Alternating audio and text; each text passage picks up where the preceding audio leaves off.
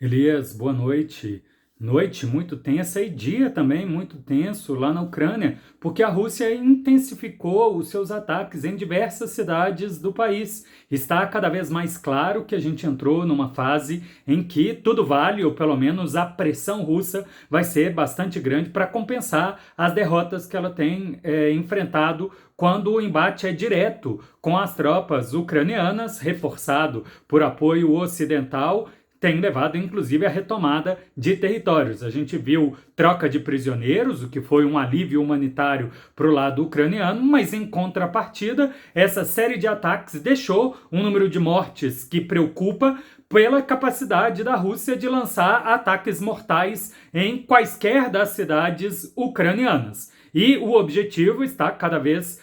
mais intenso de ser alcançado, ou cada vez mais provável de ser alcançado, de deixar a população ucraniana em uma situação periclitante, sem a infraestrutura de energia elétrica, que está à beira de colapso, já que é uma rede, né, interligada, e 30% das usinas já estão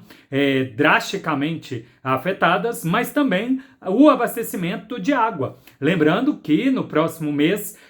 as primeiras neves já devem acontecer e o frio intensificando a demanda por aquecedor,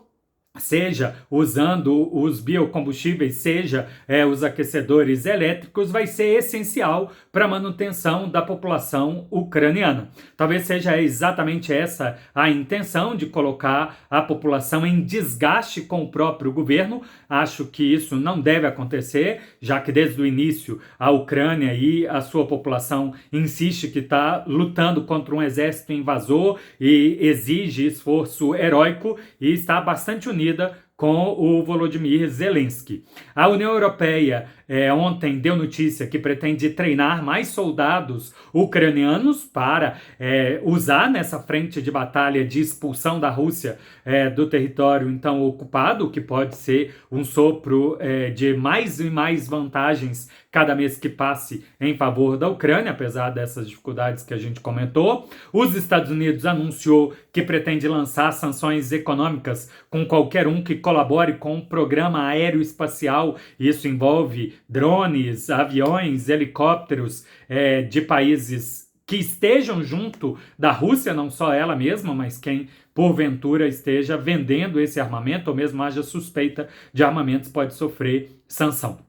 Em um tema correlato, vale chamar a atenção de um conjunto de notícias que saíram nos 3 últimos dias. A primeira delas diz respeito à China, que, diante o perigo de desabastecimento, anunciou que vai interromper a exportação de gás liquefeito para outros países, com medo do preço subir demais ou mesmo o seu mercado interno ficar sem esse produto no inverno. A segunda notícia diz respeito à instabilidade política que tem ocorrido em diferentes países europeus. Manifestações na Alemanha foram repreendidas com firmeza pela polícia, uma greve convocada para reajustar salários no setor de produção de biocombustíveis e também combustíveis fósseis, biocombustíveis, mas também de transportes na França,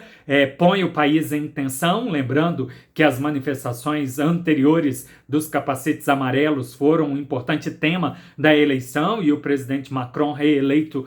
tratou de dar atenção a esse tema para acalmar a situação política naquele país. E do outro lado, a gente também, do outro lado do Canal da Mancha, na Inglaterra, a gente já tem uma maioria do Partido Conservador pedindo a saída da empossada primeira-ministra Liz Truss, que insiste que não vai sair. Mesmo com troca de ministério e continua recebendo duras críticas, ela insiste que ficará até a eleição em 2025. Isso tudo demonstra que a União Europeia, por enquanto, segue unida, comprometida com a ajuda à Ucrânia, porém as tensões econômicas estão crescendo, levando um desgaste de diferentes governos e eventual mudanças pode mostrar aí uma quebra dessa aliança.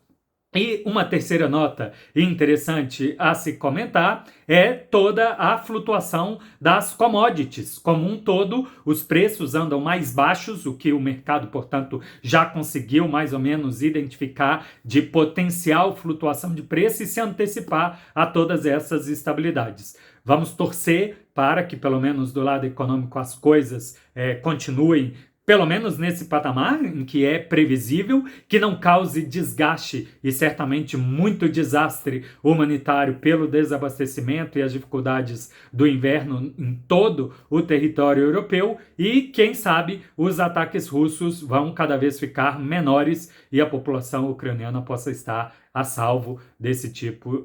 de desastre, né? Desse tipo de evento de guerra.